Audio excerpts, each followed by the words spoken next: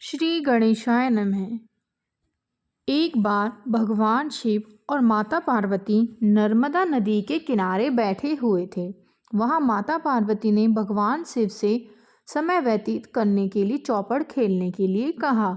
शिव चौपड़ खेलने के लिए तैयार हो गए, परंतु इस खेल में हार जीत का फैसला कौन करेगा, यह प्रश्न उनके समक्ष उठा तो भगवान शिव ने कुछ तिनके एकत्रित कर उसका एक पुतला बनाकर उसकी प्राण प्रतिष्ठा कर दी और पुतले में प्राण डाल दिए। साथ ही पुतले से कहा, बेटा, हम चौपड़ खेलना चाहते हैं, परंतु हमारी हार जीत का फैसला करने वाला कोई नहीं है, इसलिए तुम बताना कि हम दोनों में से कौन हारा और कौन जीता। उसके बाद भगवान शिव और माता पार्वती का चौपड़ खेलना शुरू हो गया। यह खेल 3 बार खेला गया और संयोग से तीनों बार माता पार्वती ही जीत गईं।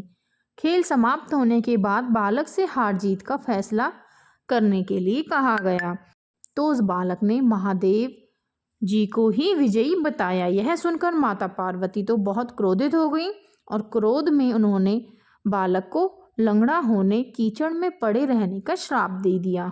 बालक ने माता पार्वती से माफ़ी मांगी और कहा कि यह मुझसे अज्ञानतावश ऐसा हो गया है, मैंने किसी द्वेष भाव से ऐसा नहीं किया।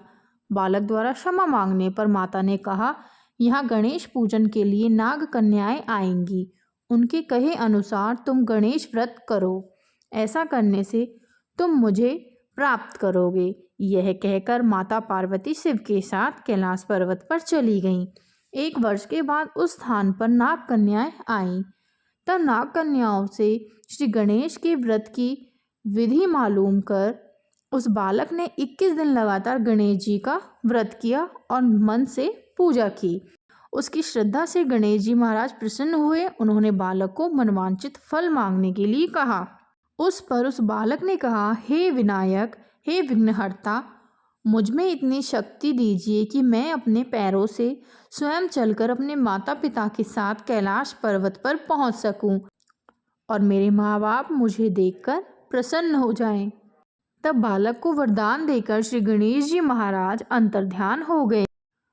अब भगवान गणेश जी की कृपा से उस बालक के दोनों पैर ठीक हो गए और वह अपने पैरों पर खड़ा हो गया। इसके बाद वह बालक कैलाश पर्वत पर पहुंचा और कैलाश पर्वत पर पहुंचने की अपनी सारी कथा उसने भगवान शिव को सुनाई। चौपड़ वाले दिन से माता पार्वती शिव जी से विमुख हो गई थी, अतः देवी के रुष्ट होने पर भगवान शिव ने भी बालक के बताए अनुसार 21 दिनों तक श्री गणेश जी का व्रत किया। इस व्रत के प्रभाव से माता पार्वती के मन में भगवान शिव के लिए जो नाराजगी थी वह भी समाप्त हो गई। तब यह व्रत विधि भगवान शंकर ने माता पार्वती को बताई। यह सुनकर माता पार्वती के मन में भी अपने पुत्र कार्तिकेय से मिलने की इच्छा जागृत हुई। तब माता पार्वती ने भी 21 दिन तक श्री गणेश जी का व्रत किया तथा दूर्वा, फूल और लड्डुओं से गणेश जी का पूजन अर्चन किया। व्रत के 21वें दिन कार्तिकेय स्वयं माता पार्वती जी से मिलने आए। उस दिन से ही श्री गणेश जी महाराज का व्रत समस्त मनोकामनाओं की पूर्ति करने वाला व्रत माना जाने लगा। गणेश जी महाराज का व्रत करने से मनुष्य के सारे कष्ट दूर होते हैं और मनुष्य को समस्त सुख सुविधाएं प्राप्त होती हैं। जैसे गणेश जी महाराज ने उस बालक के पैरों को ठीक किया, उसी प्रकार भगवान सभी की इच्छाएं पूर्ण करना। कहानी अधूरी हो तो पूरी करना, पूरी हो तो मान रखना। बोलिए गणेश जी महाराज की जय।